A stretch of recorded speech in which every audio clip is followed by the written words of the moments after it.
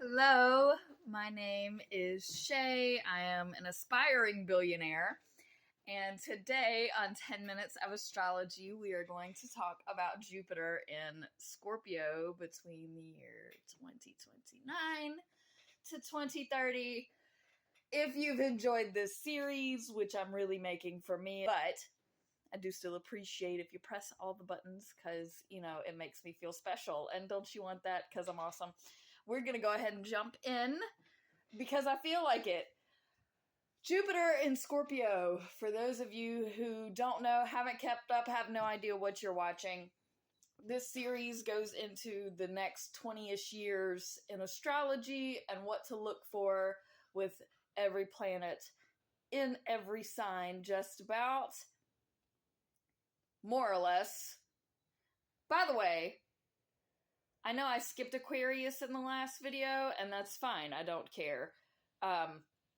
Jupiter, for those of you who don't know, symbolizes expansion, philosophy, higher education like college degrees, and trades to some degree, pun intended. Jupiter is the luckiest planet in the universe. It is big and beautiful and makes a statement. It is loud and unapologetic. Scorpio, for those of you who don't know, is the scorpion. That's right. Good job. Gold star. The lowest form of a Scorpio is the snake. The highest form is the phoenix. And right after Scorpio is eagle. So snake, Scorpio, eagle, phoenix. And Scorpio rules the sexual organs. It is very dark and mysterious and charming, and think the snake from Garden of Eden or the phoenix rising from the ashes and being reborn. Most signs have multiple forms. I try to sprinkle that in all of these videos. So I'm gonna get to this time period, Jupiter, when it is in Scorpio from 2029 to 2030. One of the first things that it does is square Pluto, which is Scorpio's ruling planet. There is a small form of mutual reception. For those of you who don't know, mutual reception is a term we use, which means that, for example, if Pluto were in Sagittarius, the mutual reception would be switched because Jupiter rules Sagittarius. This is not the case for this. It's only like a slight, whatever. Jupiter doesn't really like being in Scorpio. It does and it doesn't because it's like a semi-sextile phase. Anyway, when Jupiter is in Scorpio, communication drops. Scorpions or Scorpios are more known for being the visual and reading the room and being in the shadows and not really being super involved and being more watchful and perceptive. So this square to Pluto is squaring our ability to transform, and we're not really talking about it because we don't want to communicate. We're reading the room. And then it is going to, in conjunct Neptune in Aries, which is quite frustrating spiritually. And then it's going to, in conjunct Uranus in Gemini, which Uranus likes being in Gemini. I mean, it's not the best of places, but it's certainly not the worst of places for Uranus to be in. And for Jupiter to, in conjunct Uranus, is like a big electric, what? And Scorpio and Gemini, Scorpio is like the higher version of Gemini in a different form of astrology. It's just a different interpretation.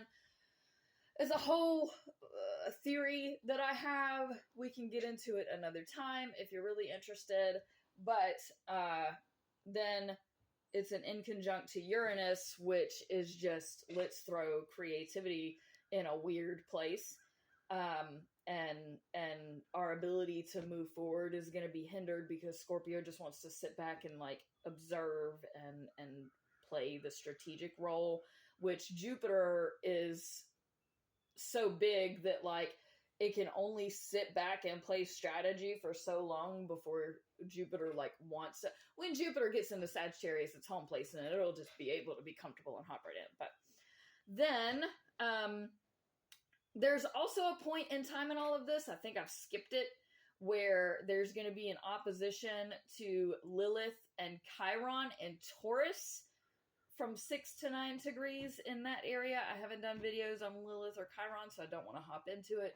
But because Lilith and Chiron are going to be conjunct, Lilith is like the deepest form of your sexual nature. It's like the taboo sexual desires. And then Chiron is the wounded healer type. I've talked about this a little bit in previous videos.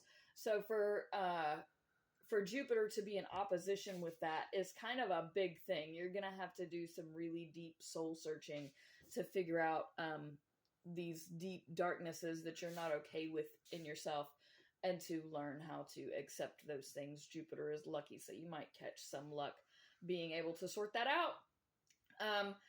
Skipping ahead a little, because then it's the in conjunct Uranus, and then again we are opposition Saturn in Taurus at 18 degrees. So Saturn, the right thing to do in Taurus for the home and your values, that is going to be opposite Jupiter, which is big expansive communication, and Scorpio, which is just hide the, don't talk about it.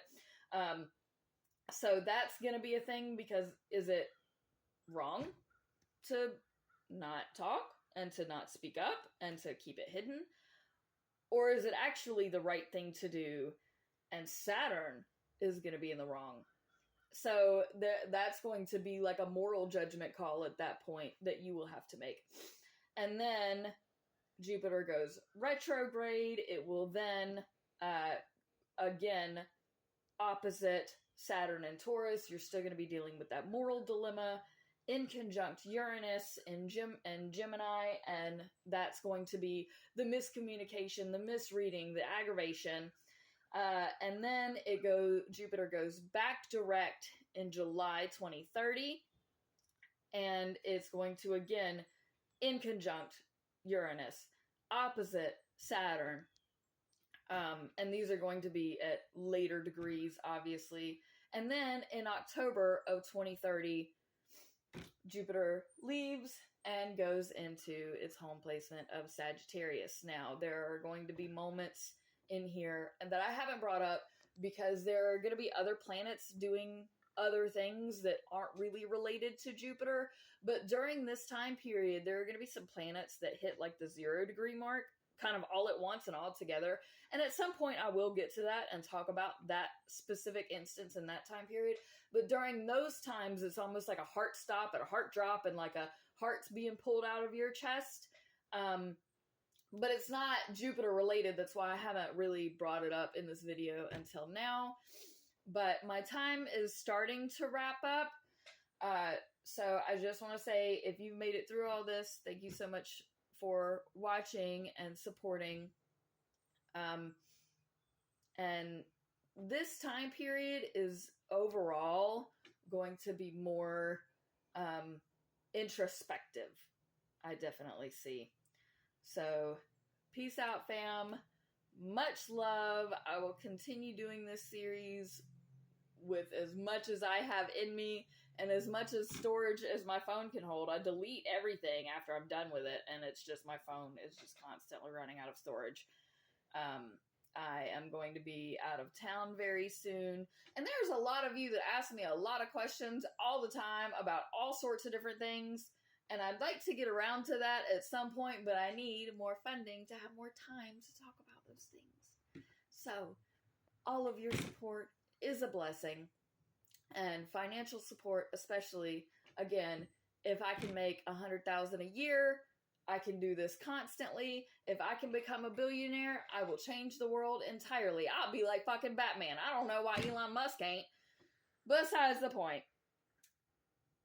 Take care. Have a beautiful day. I will see you again.